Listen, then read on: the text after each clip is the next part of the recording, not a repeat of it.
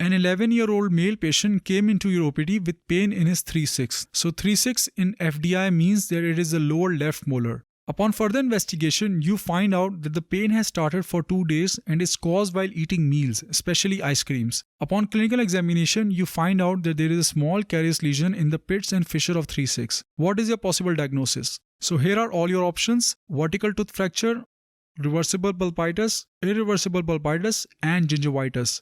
So you have 5 seconds to read the question once again, and then I will explain you the answer.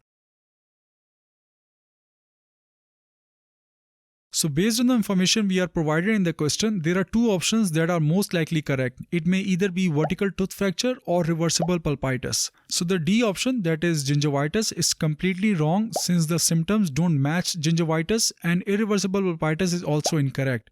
Even though I'm going to explain this in detail in my next lecture, but just for your knowledge, irreversible pulpitis is more of a chronic condition and is a sequel to the reversible pulpitis. But this male patient is giving a history of pain for just 2 days, so it is most likely an acute condition, and also no radiographic findings are provided either, so irreversible pulpitis is less likely.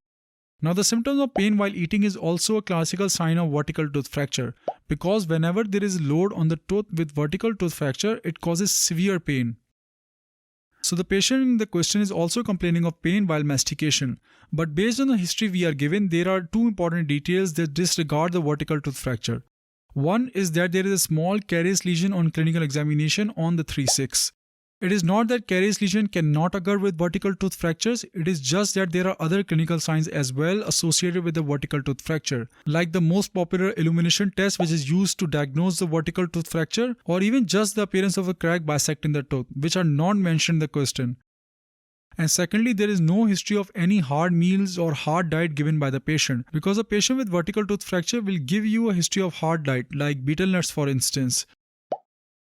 Of course, the patient will not always tell you everything, so you need to probe hard while taking history, and of course you need to match that with your clinical examination as well as your periapical findings. So just based on the information we are provided in the question, the most probable answer will be B, which is reversible pulpitis.